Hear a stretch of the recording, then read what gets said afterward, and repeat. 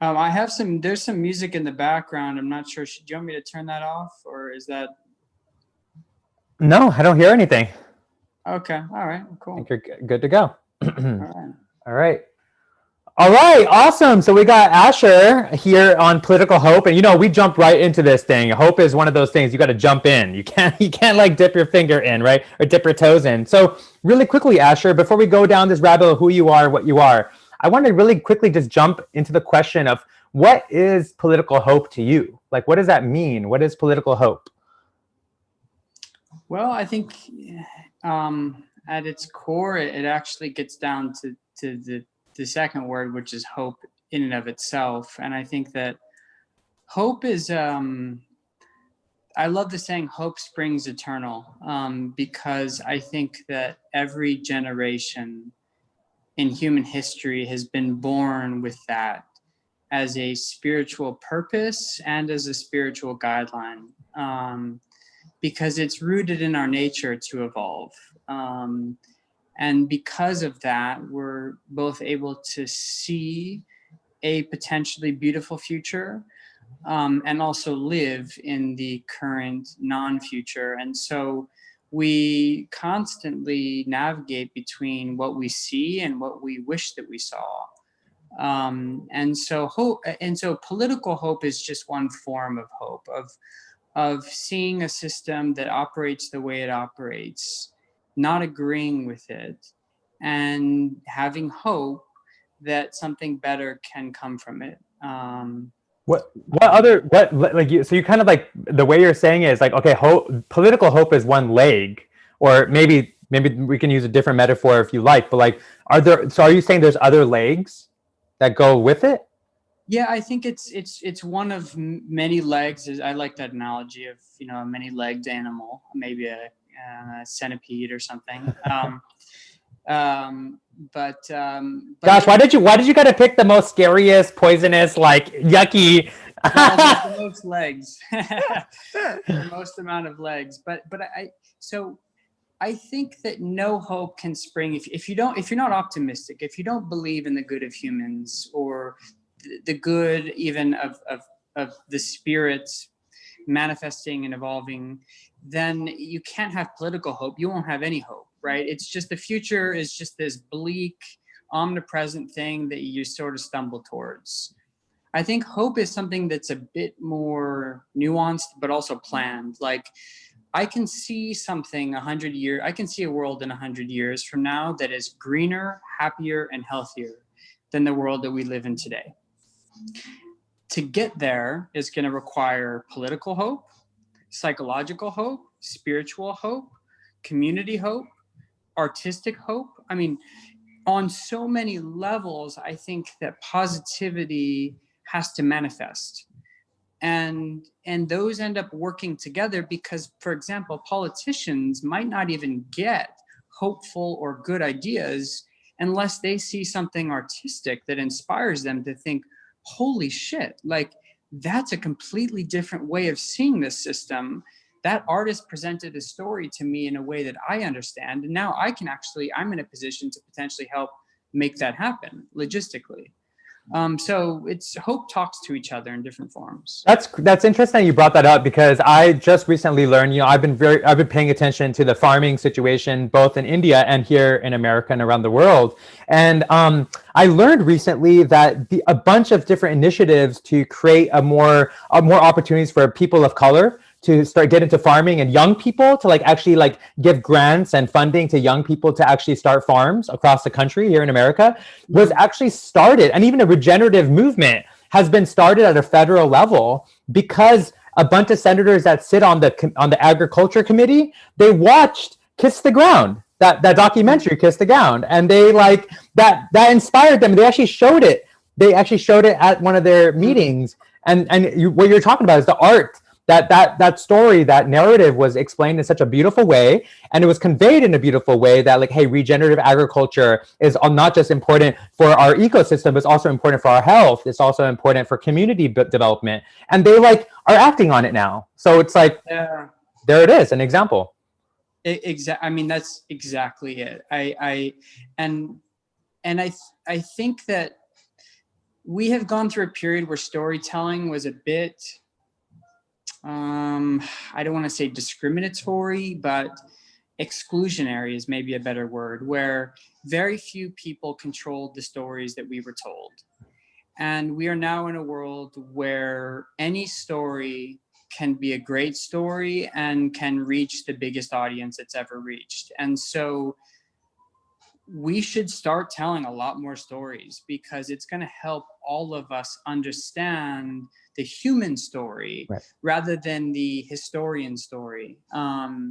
And I'm very focused on, in my own writing, in my own philosophy, this is a key idea for me, is like, up until very recently, human history was written by a select group of gatekeepers, and historians controlled the narrative. Now we control the narrative. And so as long as we're being honest, I think that the collective narrative will really put us in a better place to enact policy that benefits everybody, and not just, for example, a white guy living in New York. So, yeah. That's a very good point. And there's so many different people with different needs and different values, but like so many of the values kind of are intertwined. So that, I mean, I definitely want to come back to that, because I feel your philosophical approach and your practice is very important. But before we get there, you brought up story. And so I'm going to throw this question out to you. You know, you have a really interesting story, you know, being both a business owner, a community developer, but also, you know, as a lawyer, and as, you know, there's so many different things you've done, but like, let's pose a question like this. Like, what is your story, Asher? Like, how did you get here? And like, what is the story that you're a part of now? Because I think there might be some elements that we've discussed in private, but I would love to share it with the world, what you're thinking and what you're contemplating as your story now goes into, you know, this new places. So. Yeah, well, you know, it's interesting. I think that any really incredible life can start from something super mundane and seemingly normal. And I think that I definitely fall into that category. My grandparents were all pretty much immigrants. My grandpa on my dad's side was not, but my grandma comes from Morocco. And my mom's parents come from Eastern Europe. And so I think that, you know, I don't have a long history, familial history here in the States. And we grew up in Texas, in Dallas, Texas, or I'm sorry, we were born there. And we moved to LA when we were 3, and my dad took a job out here and kind of the entertainment business. For, you know, for him at the time, that was like coolest thing ever. Moved from Dallas, Texas, and working like a record label in Los Angeles, California, and moved to Santa Monica. And, you know, I mean, he had a dream, you know, he had a manifestation. My dad is a very hopeful person too, which I love. And I think that definitely helped create that in me. But, you know, as a kid, I went to a relatively privileged high school. We didn't grow up like with the same kind of, you know, crazy wealth that some of these people had, but we were smart, and we got into really good schools, luckily.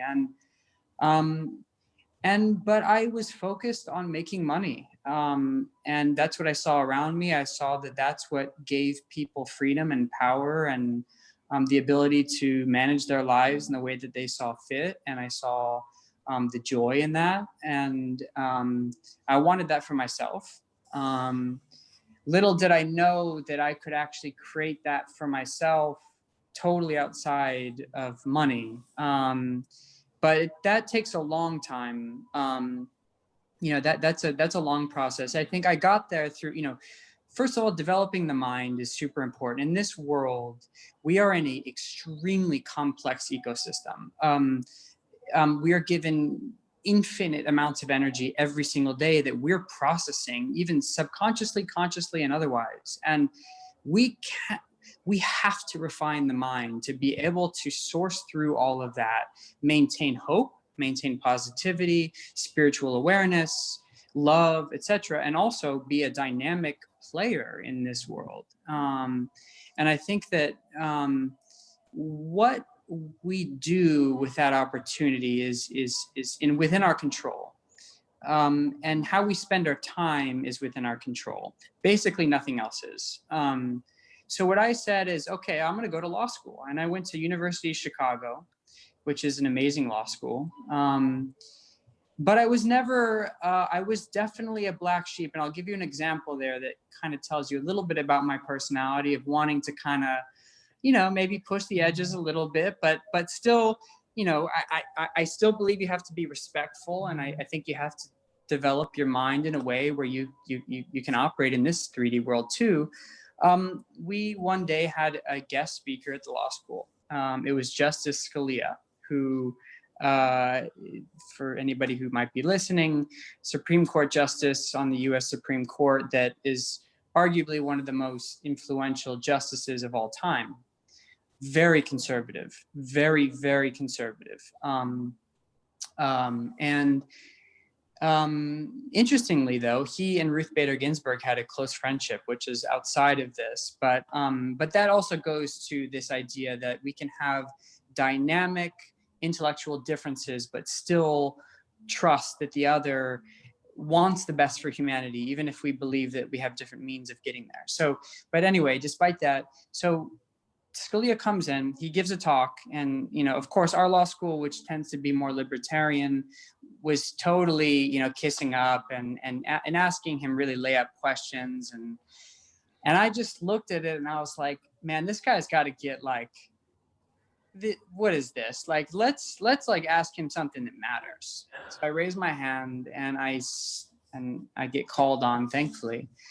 And I said, how can you reconcile the idea of originalism with the fact that the founding fathers were a group of white slave-owning men who wrote the document by candlelight?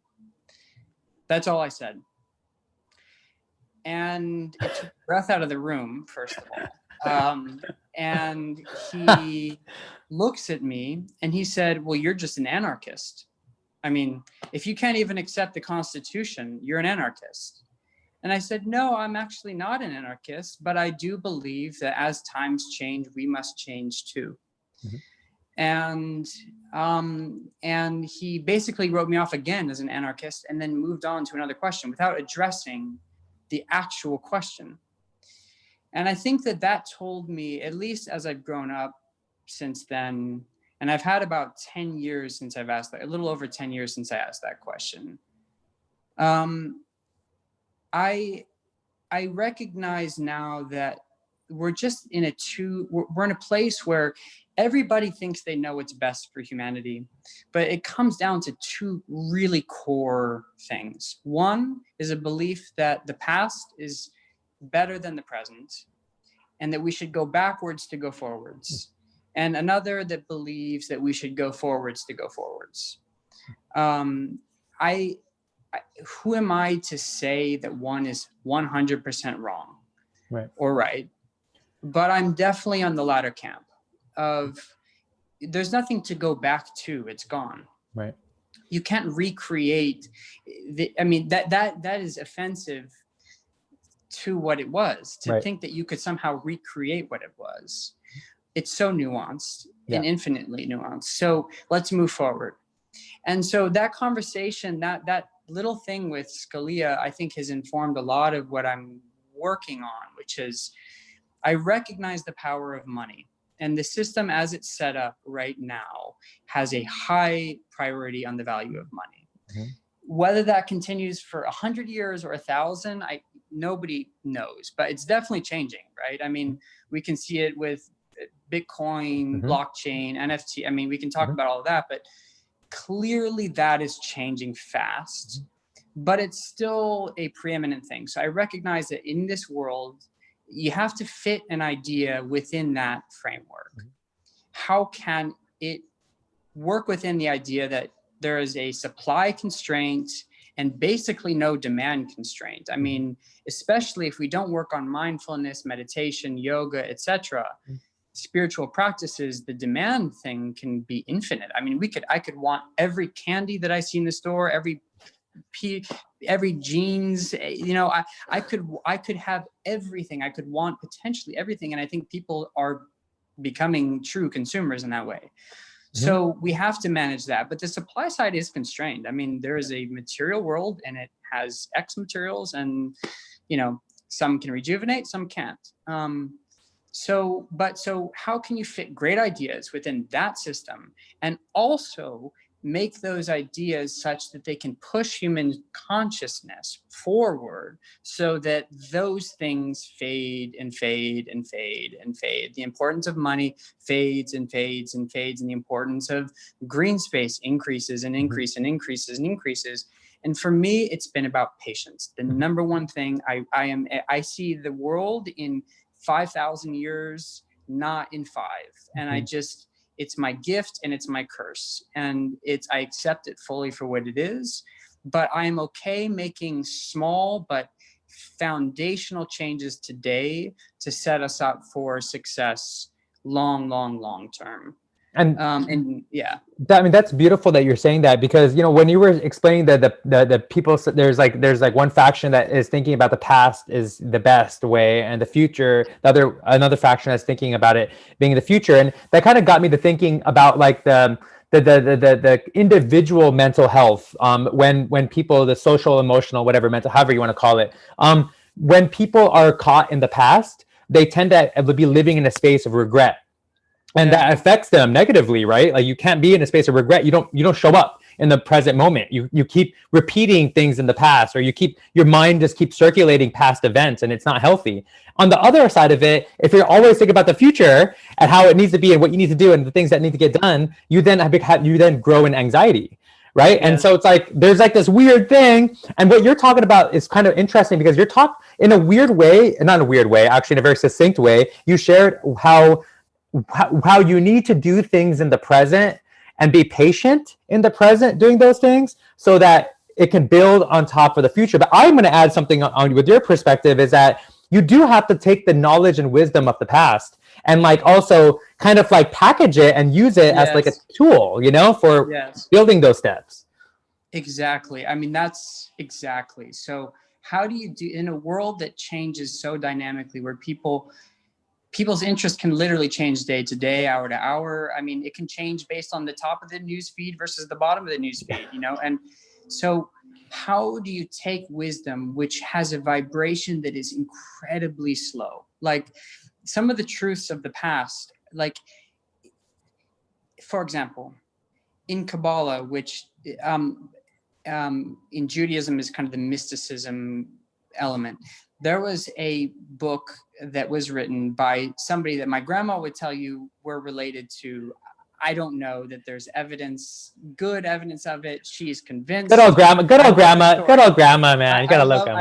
I love the story, but in any case, there's an old Jewish rabbi named Moshe Luzzatto, same last name, from Venice, and he was one of the sort of founding kind of fathers of Kabbalah, and he wrote this book called Path of the Just and some other texts. And he really believed that you couldn't even begin studying this stuff until you were at least 40 years old. So you weren't even permitted to basically start studying until you were 40. And at the time in 1600s, 1700s Italy, that was like the life expectancy. So he was basically saying, like, if you can even get to 40, then you can start here. And his whole thing was you had to match the vibration of these deep, deep, deep ancient truths. You had to go through the iterations of youth. You had to experience the world and the sadness and the trials and the tribulations and the joy and the beauty of nature, and to sort of come into that vibration of infinity, of timelessness, of cycles of time. And then at that point, you could sort of sink into texts that might on their face only appear like words or even maybe some interesting philosophy. But as you dig in, it's like, oh shit, like now I get it, and how do you package that and sell it to somebody who has 5 minutes in between a phone call and getting in their car?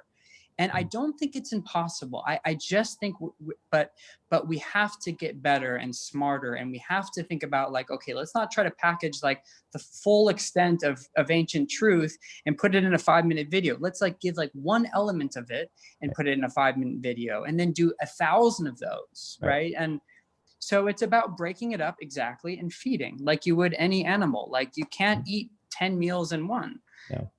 So anyway, yeah. But that's a good point, because I think, in this conversation of political hope, it is about, how you brought up wisdom and you brought up Kabbalah. And I think there's a lot of synergy with like Vedic philosophy, and there's all these ancient Stoic philosophies. And I would love to hear your perspective on some of that, because you've studied it. And like these different Confucian, a lot of these ideas were very, very deeply grained in politics. Like they weren't just talking about things from an outside perspective, outside the politics. Like philosophy wasn't outside of politics; it was actually within it. And Yes. it was, and so we're in a weird place where like philosophy is not integrated into our political systems locally or federally or at a state level. And how do we do that? Like, what do you think? Like, how can we start to do that too? Like, what are your thoughts on that?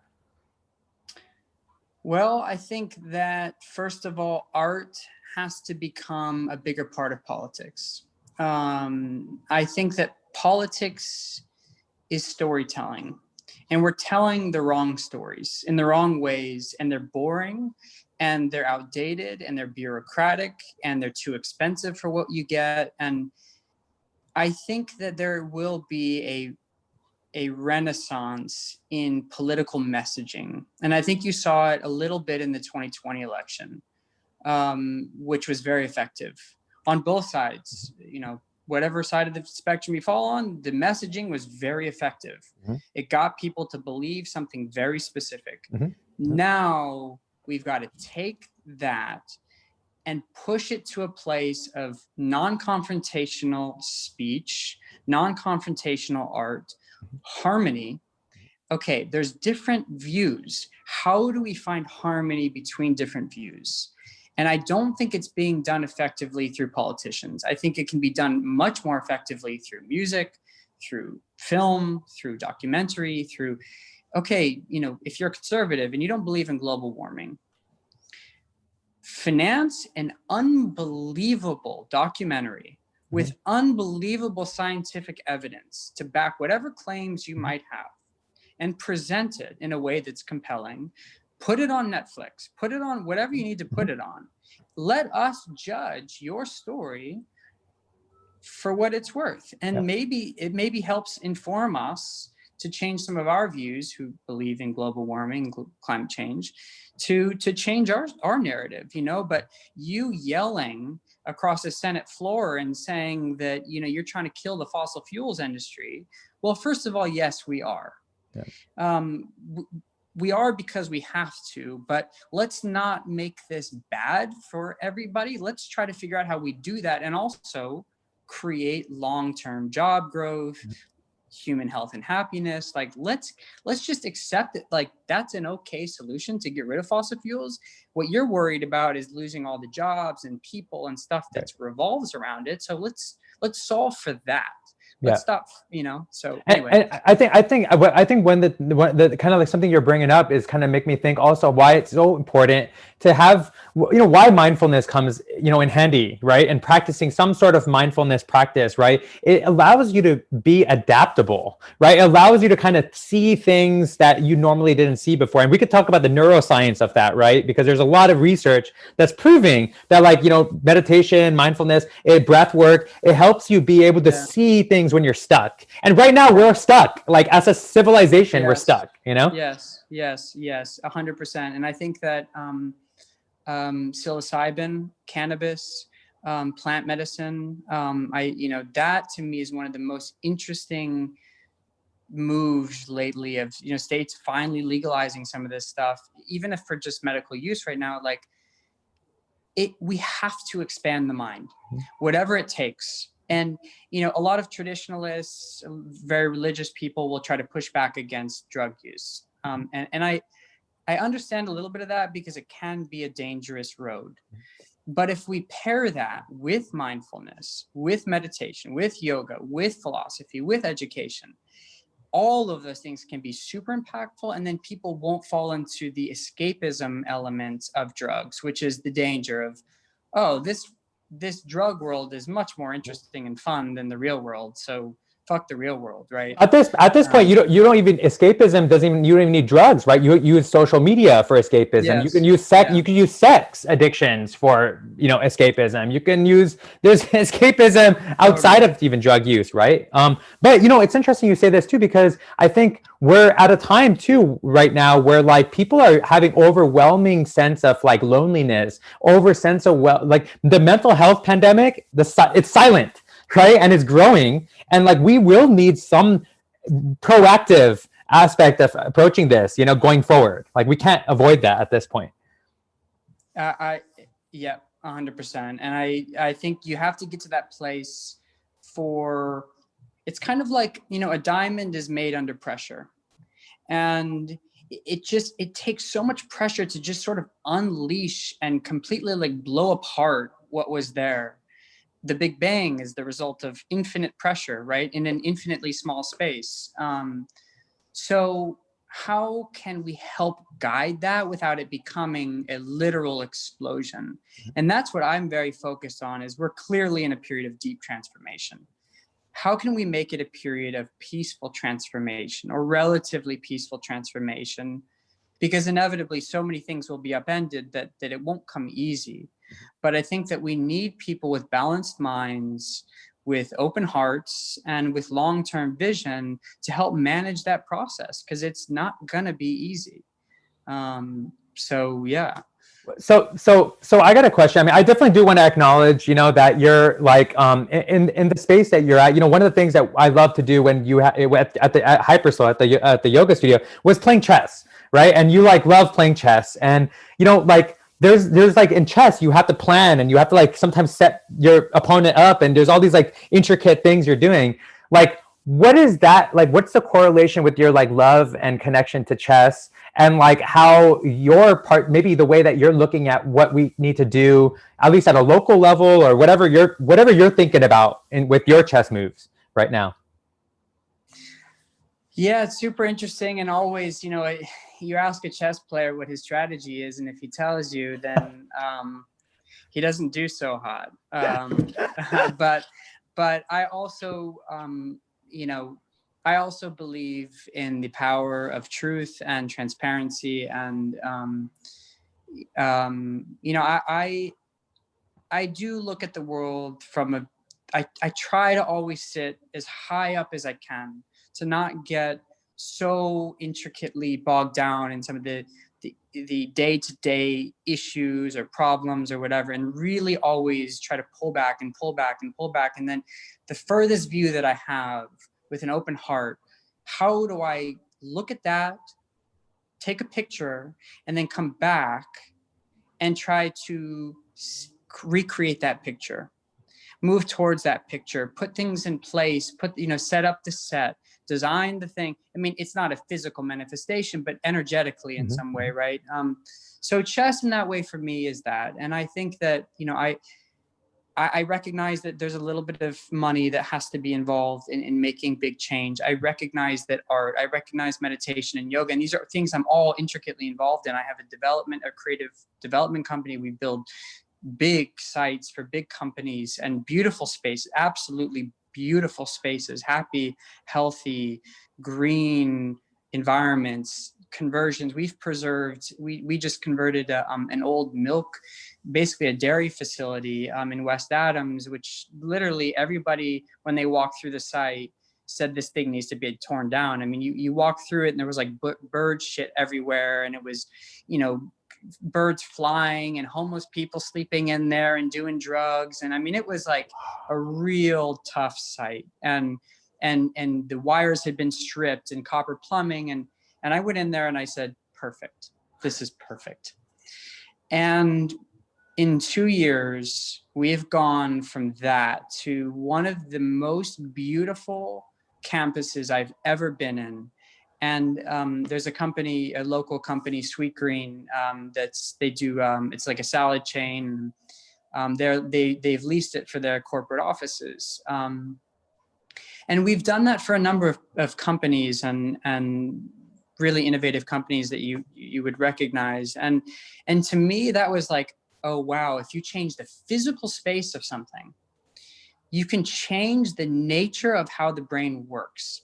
It's relaxed, it gets sunlight, it has fresh air, it has airiness and space and indoors and outdoors, and there's good design and beautiful art, and also there's a bunch of cool people around you, so I can also be social and interactive. And so in that way, I think a great office space is just a microcosm for a great community or a local government or a city. So how do we change our cities? And it has to start locally.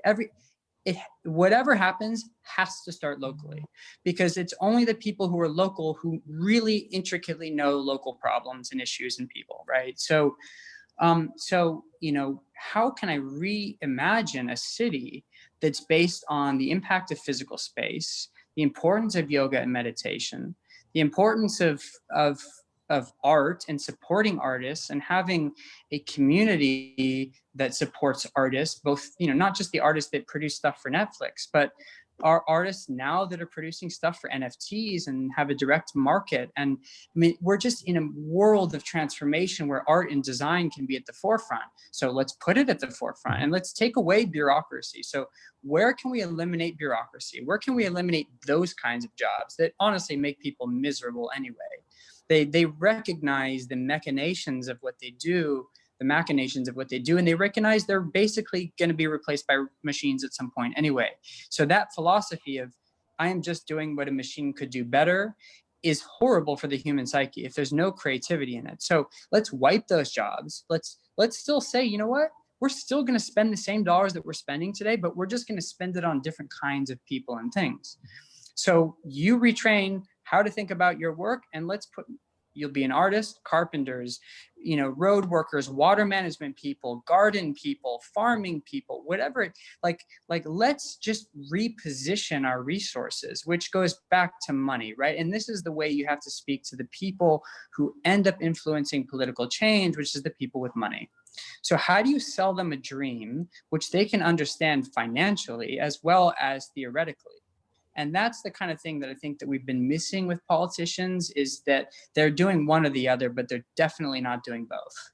Yeah, it's funny you bring that up. We in the city that I'm in right now is going through a budget crisis because they've had 15 years of just like mismanagement, like terrible, you name it, right? And you're talking about bureaucracy, it's been the city management, right? I mean, it's just, they've failed. And like if a company did the same thing, like the CEO, the board would have fired everybody, and brought in new people. But like here, they're still, the same people are still around, But really, what's happening as I'm learning and being involved with what's going on, I am actually learning that there's like also like this stuck, like we talked about, they're stuck. Like they cannot think about anything new or any change. Like they just can't, it's like weird, like they can't conceive. But I'm learning, Asher, that there's actually ways that there's stuff that you could do at a local level. Like and I'm going to use this word very, people might get triggered, but cooperatives, right? But like the idea and the philosophy and the economics of cooperatives, and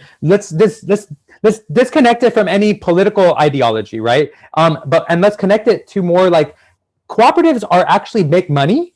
They're very lucrative. Like you can make a lot of money, and they also bring the money back to the people. Yes. And so like there's something there that we need to play with. And I'm curious, do you know anything about those? Yeah, well, it's funny because Adam Newman at WeWork basically sold WeWork as a very profitable cooperative. And he'll tell you that he got the idea, in Israel from cooperatives. But that wasn't very much a cooperative. Yeah, no, it wasn't. But I think it goes to your point. It's super interesting because it really got to can a cooperative be highly profitable or not? And it's a philosophical question. And I think there's probably a way to make it happen. I think that's a much bigger transition, than at least we need to get to in the short term. Right. So I think cooperatives should definitely be the long-term goal. But I think in the short term, we've still got to acknowledge the emphasis on even desire for a lot of people for a more capitalistic way of structuring things. So how do we move from that structure to more cooperative? And I think that a lot of that is really through taxation and social services. But I think that I think that people can be happier with less if the government gives more. So I think one of the problems right now is our tax dollars are just going into these black holes of bureaucracy. And I know that people are working hard, and I know that people are stressed in government, but there's just there's far too much waste. And I don't think that people are recognizing racist is the wrong word. Maybe discriminatory is the right word, right? It discriminates upon use of resources. It's like we have limited resources that we can collect from our people, and we should use them with the highest level of respect, right? Like, how can we make these maximize human health and happiness? And I think that if we can do that effectively, people don't need a ton more than what they have, other than they need green space. They need time to enjoy life and to slow down and to just sit in a hammock on a Saturday afternoon and worry about absolutely nothing than the sun that's above them. Like, can everybody celebrate Shabbat? Yeah, exactly, man. You don't gotta be Jewish, but I mean, that you bring up an interesting thing. There's 2 points I want to jump off with. That is, one is cultural intelligence. I think when we talk about discriminatory ideas and philosophies, I think there is a severe lack of cultural intelligence in our culture. Like, people don't know other cultures. Some of us Americans don't even have culture ourselves. Like, our culture is ABC, America's Funniest Videos. Like, that's totally culture, The Bachelor. Like, but then there's people with culture, who are Jewish, Indian, Chinese, whatever you are. Other people don't have any curiosity, or there's not enough stuff to connect us to culture.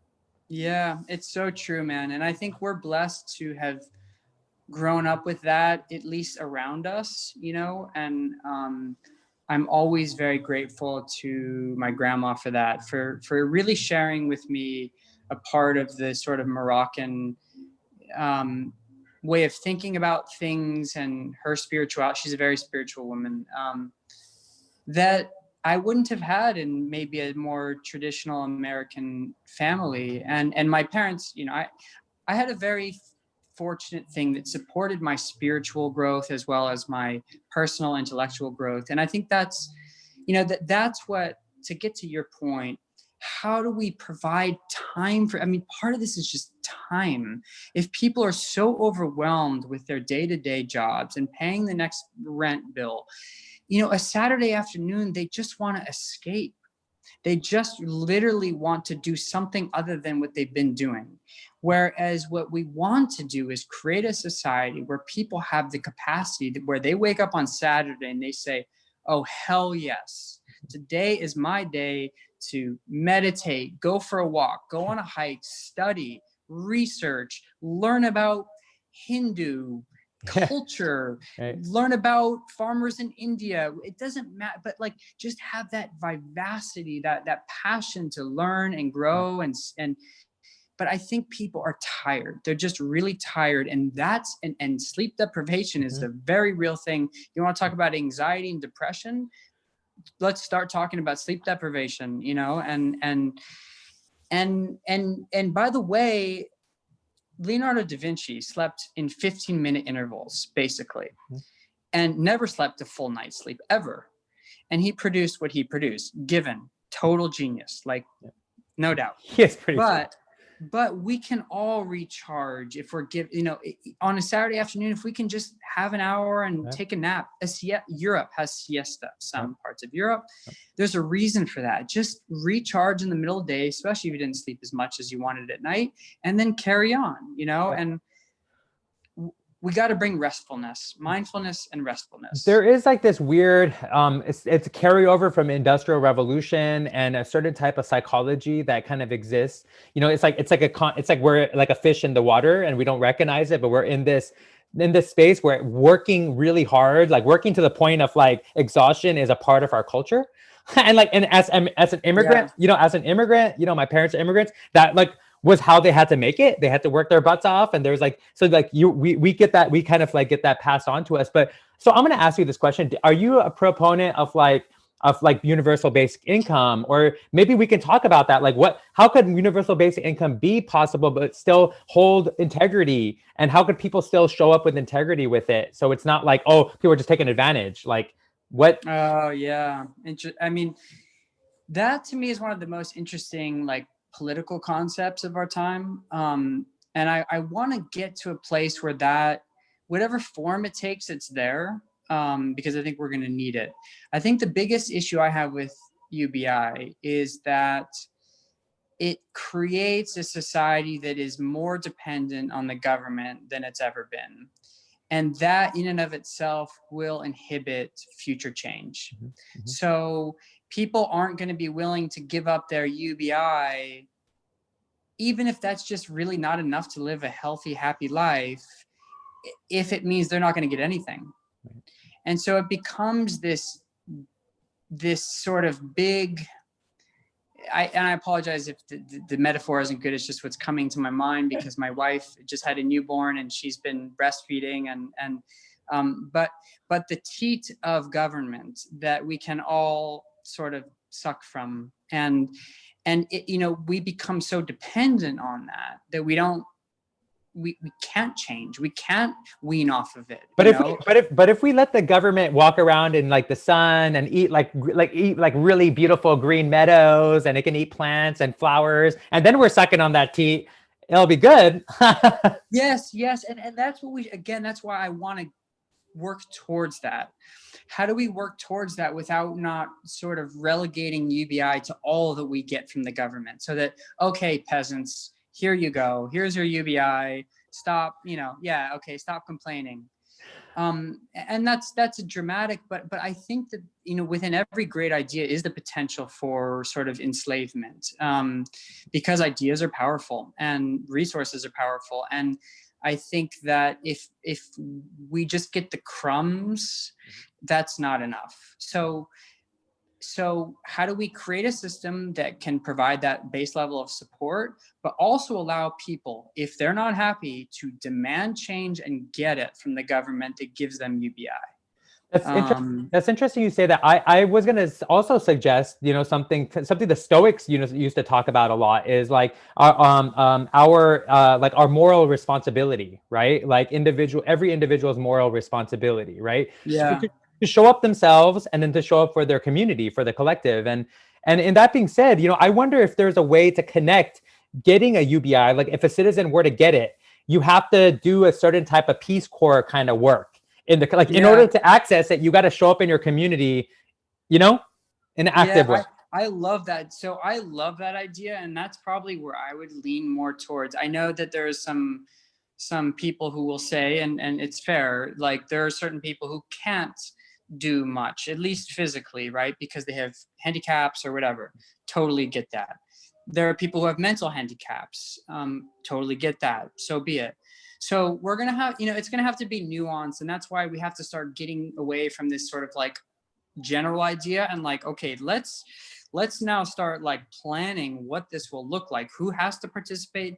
Who doesn't? What do they do? What do they not do? What do they get more for and less for? So, for example, like I one of the things I do and really enjoy doing actually is walking. When I go on my walks around the neighborhood, and I take at least like 2 walks a day, I like to pick up trash and just, little pieces just here and there and just throw it away in the trash cans. And it's not much, but I like doing it. And I feel like, it's something I can do. And so, on a bigger scale, can we sort of pay people to do it? So you get UBI, but if you also are picking up a bunch of trash, and maybe there's a way of weighing it or measuring it or filming it or whatever it is to reflect how much trash you picked up and cleaned up, then maybe there's like a bonus for that, and then more bonuses and more bonuses. And so we have carrots rather than sticks. And in the legal world, that's a huge distinction of like, how do you incentivize people rather than punish them?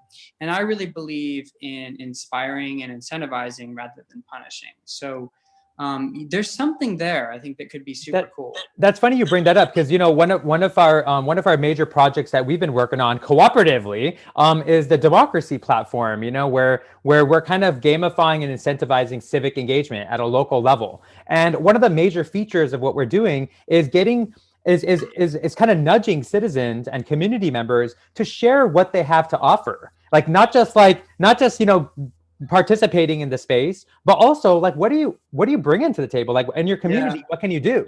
And so many people have so many things to offer, but we don't access that really in our neighborhoods. Yeah, I totally, and that will be what will be so key for me right now, in my belief right now, is moving back from global to local. And I think that they can play back to each other, but it flows on every level. So even local news needs support. Local community organizations need support. Local artists need support. This is an idea that I've been thinking about a lot as I've been especially I've been doing a lot of my own creative stuff on the side, photography and writing and drawing. And what I think to myself is, so much of what I produce is really philosophical and spiritual, but it's also a product of my local environment, my family, the weather that I'm in, the sun that I get to see, the house that I happen to be living in at the time, right? So much goes into it. And the local art is so reflective of the local environment. And we have become this society that values the global icons, the Jay-Z's, the Andy Warhols of the world, which there's a power in that too. And I acknowledge that. And there always will be. But there's also, we've got to revert back and also remember to, especially as consumers of art, investors in art, to invest in our local artists too, because not everybody can be a global superstar and on any of the mediums. So how can we buy local artists, buy local producers, buy local news, buy local? How can we do that? And then acknowledge that, you know what, by the way, some of the global stars are there for a reason. They're just so incredibly brilliant that they appeal to basically the entire world. And there's, whether it's yogis or musicians, that can happen. Sometimes it's just a local person who shows up every week, to share fruits and vegetables and gives it out. Just a regular person, Totally. Yeah. And so that brings up another, one of the questions we always ask on this podcast is, who or what inspires political hope in you? Like, when you're low on political hope, where do you reach out to? What do you look to? First, it's, as you'll know, but first always within. Because I recognize that if I'm ever seeing the world in a negative light, it's my own ego that's getting in my way. Because the world is exactly as it should be at the source, right? Like, evolution is happening, and we're a part of it, but it's an inherent intelligence. The very nature of existence is intelligence. Mm-hmm. To continue to live is intelligence. And throughout, from the Big Bang through today, intelligence has been manifesting and evolving itself to sustain itself. And that's so far beyond the day-to-day that I have to just pull back and remember that. And then remember, okay, it's not how I would like it to be, but it's exactly how it is. So how do I accept that for what it is, knowing that who am I to say it's better or worse than it should be, right? Like, I'm in no position to say that. But what I'm in a position to say is that I do believe in my heart of hearts, in my spirit, that it can be better. And so here's how I'm going to spend my time to make it better. Or at very least, which I view more as my goal in life, how do I elevate people to see that for themselves? I can't do that for them. But how can I help elevate human consciousness so that they can see that for themselves? And I think that happy people treat people really well. You know what I mean? Like, it's why some of the oldest cultures in the world are so old and still going, because they might be very unhappy in their day-to-day, but they're so happy spiritually and trusting and faithful that they're joyful, and they're joyful with their kids, and they're joyful with their lives, and they sustain. Sure. Um, And I always say too that there's like the, instead of looking at things as good and bad, there's, the spectrum actually, what if the spectrum was joyful and miserable? yeah, And everything good or bad comes from that, like rather not than there's a consequences, because miserable people, they can't help but share misery, and yeah, yeah. just, And what's interesting is it always manifests typically, and this is for everything, in the opposite. So people will have these shirts like good vibes only or whatever, like, you see those shirts around, it's like positive vibes only happy vibes. That's so unfair. It's so deeply unfair, right? So you can wear that shirt walking across somebody who may have, just let's put it in the time, who've lost a parent from COVID, right? Or lost their job and they can't pay the rent. And for somebody to walk by with a shirt that says good vibes only is so deeply offensive. Don't tell me your problems, Joe. I only want good vibes. That is we've gotten to a level of humanity where we can't even recognize that, and that's unfair. And we've got to, we should work. I believe we should work to educate people about the impact of even small choices like a t-shirt that they wear. So we've got a lot of work to do. We've gotten in some ways far off of a spiritual path. yeah, sure. And like we say, sometimes you have to recognize the illness, you have to recognize the pain, you have to recognize the wound, and sometimes it has to start bleeding before you recognize, or it has to grow, and you get a tumor or something. You don't know it's there until it starts actually showing up. So I think we're at that point, at a psychological level, right? All across the board. Yes. But that being said, we could talk forever. I'm sure we can like have much more of a discussion, but I want to respect the time and also keep this, compact for everyone. But I do want to leave you with this. What are some seeds you would like to plant for political hope? Maybe it's what you're planning for the future. You also have a beautiful young baby daughter. What kind of seeds are you going to plant in her? And in the future, what are some seeds you are planting in your community for hope? So I'll touch on just a couple. Number one, with Lennon, baby Lennon, presence. Number one, be present with her. So to give somebody your time is to give somebody your love, is to say that I don't care what else is going on. I'm here with you and for you. And to just help her smile, to show her what a smile feels like on her face. You know what I mean? Like, I think that we're afraid of love. And I don't know what happened. I don't know where we went wrong there, but I want to help Lennon know what love feels like. And I don't care if it's overwhelming. People say, don't smother your kid. No, give your kid as much love as you have in your heart, give it all to your kid, and then let them figure out what they want to do with it. But don't refrain from loving just because some book tells you no, that's crazy. So be present with Lennon and Emily, and love them. And then also have an important line for me, which is, I give time to my family because I adore them, and my dad and my brother and my mom and my grandma and everybody, my extended family. But then also reserving time for myself, always creative time to constantly be pulling away, meditating, yoga, etc., so that I can ultimately help humanity in the way that maybe I have gifts to be able to do it, or just the circumstances to do it. And that is my ultimate goal, is to be of service to humanity, and simultaneously working on my ego so that I'm not self-serving in that process. And that's something I'm constantly trying to do, is how can I do this? In Jewish culture, I love, there's this idea of tzedakah. You give anonymously.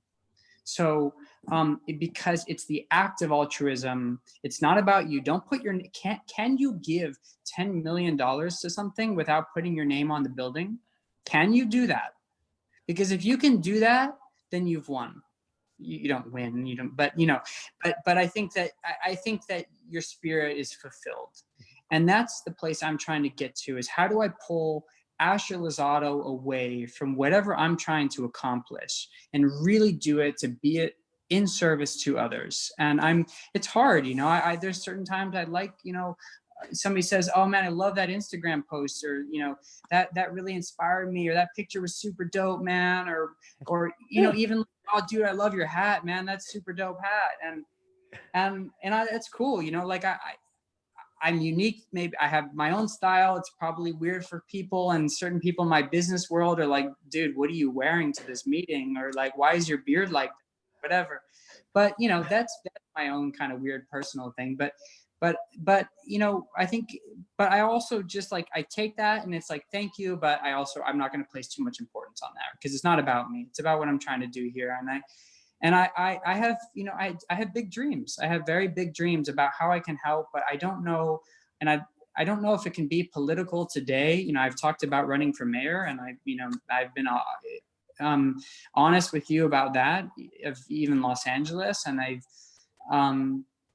because I think that it does start locally, but I just want to help inspire younger generations to also just continue to carry this torch. I don't really want to carry a political torch for very long. I just don't. That's not what I'm really here to want to do or to do, I don't think. But if it meant inspiring other people to think about politics in a different way, hell yeah. Like, let's do that. And if I can do that in a different way through art, hell yeah. If I can do that through my, you know, real estate business and development, hell yeah. I'm going to do all of it if I can do all of it. So I just got to manage my time. I got to sleep well. I got to eat well, and, you know, and be a daddy. Like that's a big responsibility right there. You don't know, maybe Lenin might be a powerful leader. Totally. And if that's what it is, if that's the form that it takes, beautiful. You know, I have a lot of trust that we are moving towards a better society. I really do. I really believe it in my heart. I know it. No. I am so sure that we are evolving, not devolving. And I think that we're sort of unlearning to learn. And so I think we are going through a weird stage where it seems, at least on its face, that we're like dissembling into chaos. Mm-hmm. And we are, but from chaos is a new form of order. You know, hopefulness, back to your thing, political hope, maintain hope despite whatever you see. Trust that evolution has survived for billions of years and will continue. And the thing I always tell myself at the end of, you know, the hardest days I have, and when I'm really feeling the most down that I feel, if I feel down, I always remember the same thought, which is, if it all goes away, we only need one seed in one part of the planet to remain potent, and the whole thing comes again, right?